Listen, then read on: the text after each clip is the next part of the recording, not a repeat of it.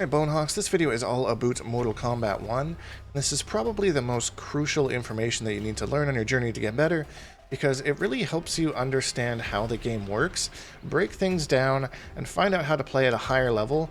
I guarantee you by the end of this video you're going to be a way better Mortal Kombat player. That being said, let's get into it. Accept your death.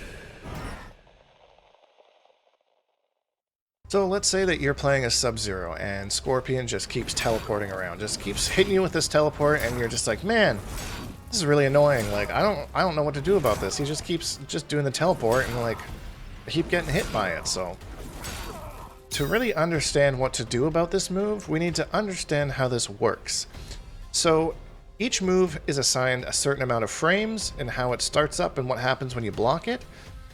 So welcome to frame data. That's right, it's that time of the year again where old Dinky Poo gets to go and explain to you what frame data is. So first of all, I do want to preface this by saying that a lot of the frame data in the moves list as of recording this video is incorrect, so I'm going to be doing most of it going from the frame meter.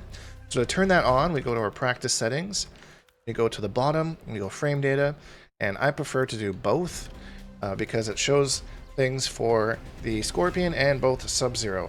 And if you're confused and don't know what I'm talking about yet, don't worry about it. That's what we're doing here. So I do want to say one weird thing is, like, it has like both and then left and right. This is the only instance that ever refers to things in left and right. I specifically said in one of my videos they don't do that, but I guess in this for this point, I guess they do. I have no idea why, but it's player 1, player 2, not left and right. But it also says I just choose both, so that's easier for me anyways. So, we're going to break down Scorpion's teleport and what to do about it here. First thing we're going to look at is startup frames. So that is how quickly this move actually starts up to hit you. And we see in the bottom corner there, it says 26. 26 startup frames. What does that mean to you? Just for kind of a scale, the fastest move in this game that's just a regular move is 6 frames. So 26 is fairly slow, a little bit on the slow side, and they say the average person can react to about 18 frames-ish. So startup frames is 26. So that can kind of tell you what kind of your moves are going to be slower and what kind of your moves are going to be faster. Keep in mind, generally speaking, and this is generally speaking, the slower moves are more powerful, or they have an effect that regular moves don't. So keep that in mind. So for Scorpion's teleport, the idea is that if someone's throwing a whole bunch of stuff at him, he can just use it to get in your face. So it's a little bit slower because it's pretty powerful at moving around the map. That being said, you are able in this game to block. Wow, what a concept! Who would have guessed? So if Sub-Zero blocks this move, now we see Scorpion, it says -21. So for 21 frames, Scorpion can't do anything. Like, he on the 22nd frame, he can block again. And again, this might still be a little confusing for you. We're going to explain it all, but just for now to know that for 21 frames, Scorpion can't do anything. He is completely vulnerable. Now, what if Sub-Zero actually gets hit by the attack? Let's show you that scenario. So, if Scorpion hits it, there's 9 frames there where Scorpion's at an advantage. So Scorpion has 9 frames to start doing whatever else he wants. Now, where this is different than the block advantage is that before Scorpion couldn't block when he was in the block advantage, but if Scorpion hits Sub-Zero, Sub-Zero can still block here. Okay? So even though that Scorpion has hit his move, has a 9-frame advantage, Sub-Zero can't really do anything other than block. So we'll set him to auto block to show this. So I'm going to do Scorpion's teleport, and then I'm going to attempt to hit him with just a little low tap. As you can see, the startup on the low tap is 7 frames. So we see here, we hit that, go for a little poke. Sub-Zero is still able to block it, but he can't really do anything because Scorpion has that hit advantage that makes it his turn. So essentially, between whether it hits or whether it's blocks, depend on whose turn it is. And that's what fighting games are about, finding your turn. Make sure that you're taking your turn. Sometimes you can steal a turn, you know, kind of like stealing a base in baseball. I don't know how baseball works. I don't know why I used that analogy, but I did. So now we've kind of broken up Scorpion's teleport and how it works. Now let's go into what to do about it. So start up a frame, 26, right? And now if Scorpion, or if Sub-Zero blocks this, sorry. Again, just reiterating, recapping, minus 21. So what we need to do is go into Sub-Zero's move list, and we need to find a move that is faster than 20 frames. And what we can do is we can use that to punish Scorpion. This is called punishing, for doing his teleport and blocking it. So we get an advantage because Scorpion can't block after you block the teleport. He has to wait for those frames to be done. So if we hit him before those frames are out, we get a punish. So I have chosen Sub-Zero's forward 1 move here. Now if you look down in the corner there, the startup on this move is 15 frames, which means that it's fast enough to hit Scorpion before he is able to block again after we block the teleport. So I'm going to set Scorpion to teleport.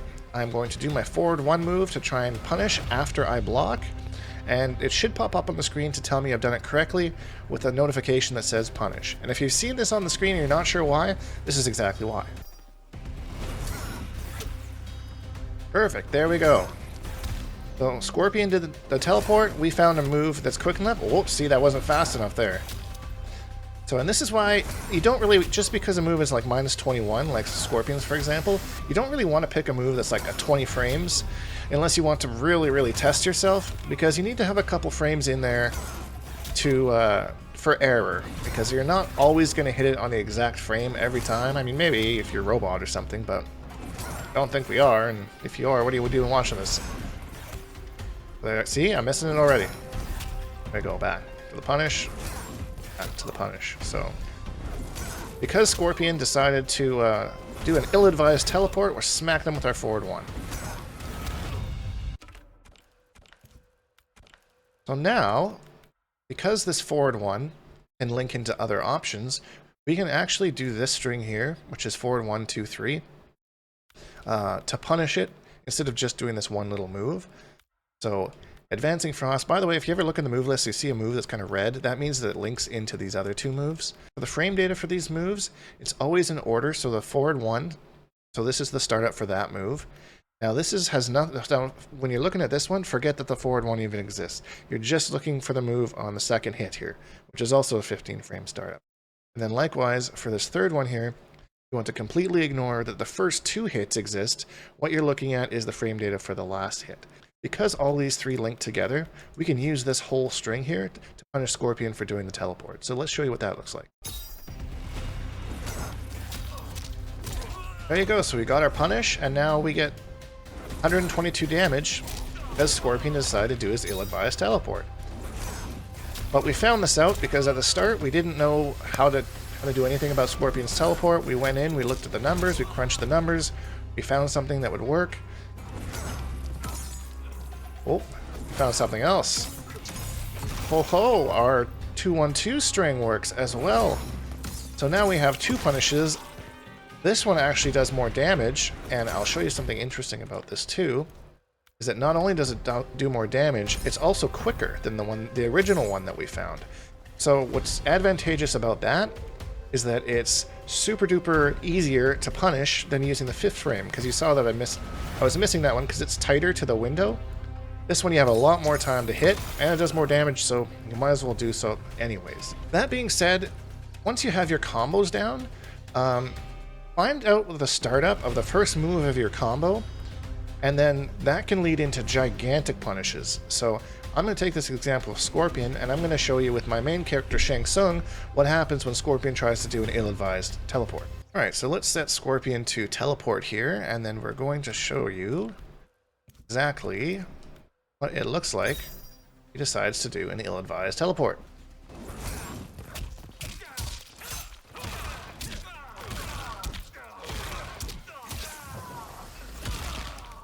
So there we go. So because Scorpion decided to do the teleport, and we know how I sculpted this is because I know that in my old Shang form that my forward 3 is a 13 frame startup, and because I know that that's fast enough to punish the minus 21 teleport, that's all I need, and then I can just go into my combo. And now Scorpion because he decided to do one move, just one wrong move, what maybe wasn't prepared for us to know what to do about it. He's lost 369 damage because of that. So this is kind of where the frame data comes in and really helps you build your game plan. And like, say you're getting hit by a move, you can just be like, okay, go right into practice mode, see what that move is, see how you can punish it, what do I have in my tool set to punish it. Now, hopefully that makes sense. Like I said, it's a heavy topic. You know, ask questions down in the comments down below. And side note, just while we're on here, I do have a Patreon where I offer one-on-one lessons as well. So if you're struggling with this kind of thing, feel free to sign up. There's only a certain amount of spots. Link will be at the end of the video or in the description down below. Also, we have a Discord you can join for $1. You can go in there and ask questions. It's great. Plus other free content, ad-free videos, all that sort of stuff. Anyways, back to the topic. So let's talk about another scenario, because not every time you block a move, you lose the advantage. Sometimes you can keep your advantage when you block a move. Now, I'm going to show you this with Li Mei because she has a fantastically easy way to do this. So let's Thanos snap our way into that. See how good of an editing I am. Bam! Okay, so Li Mei has these fancy little kicks here, right? Looks like she's galloping very nicely in a field or something. But if you block this attack, you'll notice in the bottom now it says block advantage 7. Whereas Scorpion was negative block advantage at 21, Li Mei actually still gets a turn after this. So for 7 frames afterwards, you can try and do something, but it basically speeds up her entire moveset by 7 frames. So if we have this into her down 1 is 7 frame startup. It's essentially is like a 1 frame move. Like, there's nothing that you can do that's fast enough to counter that. If you try and do something, you will get interrupted. So it's unfortunately that you kind of have to hold this if she does that. Now, this is where the kind of math and complicated stuff gets in, because you can challenge her after this, depending on what she does. And I'll kind of show you an example of that. So we've mentioned before that the slower moves tend to be a little bit more powerful. So maybe Li Mei is trying to be a little bit cheeky. She's doing this, and then she'll do this. And you're just blocking that move, and you're just, it's called respecting her next move, because you know that it's not quite your turn yet. Li Mei can start to get cheeky and go for her slower moves. So let's say she goes for this, and then she wants to go into her combo launcher, which is this one shoots you up into the air. So the startup on this move, 16 frames, okay? So 16 minus 7 is 9. Last time I checked. Maybe I'm wrong. I don't think I am, though, because I'm going to show you.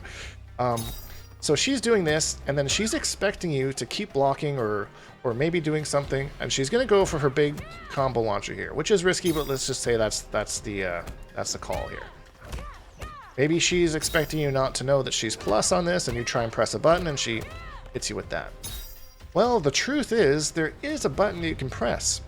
Anything that's 8 frames or faster, which will interrupt her from trying to do this cheeky little move, as it's not guaranteed.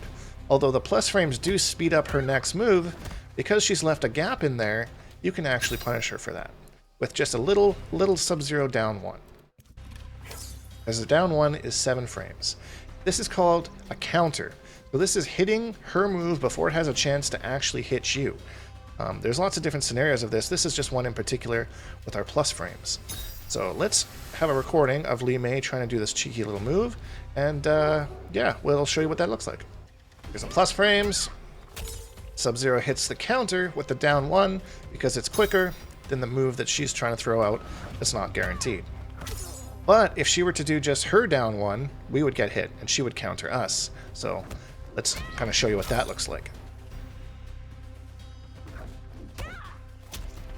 I didn't even get a chance to even see my move out there. Boom. Hits us right out of it. Yeah, it doesn't even trigger a counter because my... Oh, there we go. Now we triggered a counter. So I'm trying to do a poke, but I get interrupted by her. So there it creates kind of a guessing scenario, right? Where, like, she is doing that move. She could do a poke, or maybe she'll go into her launcher.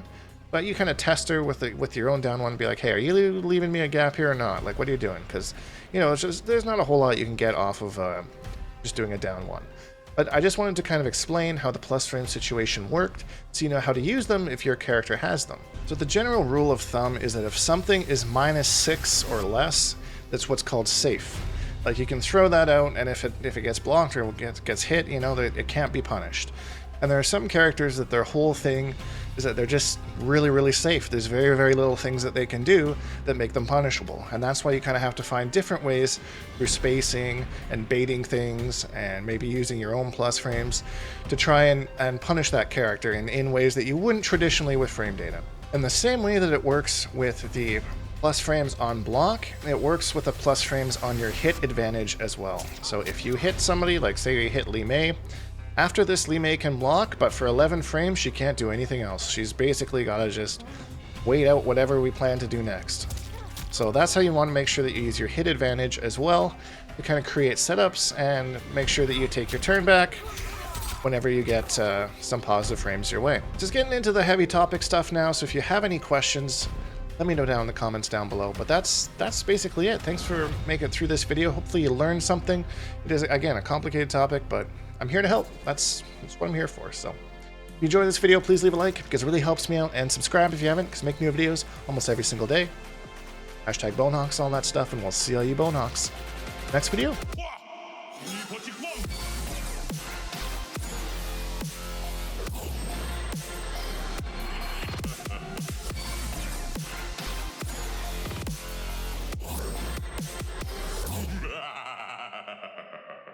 Accept your death.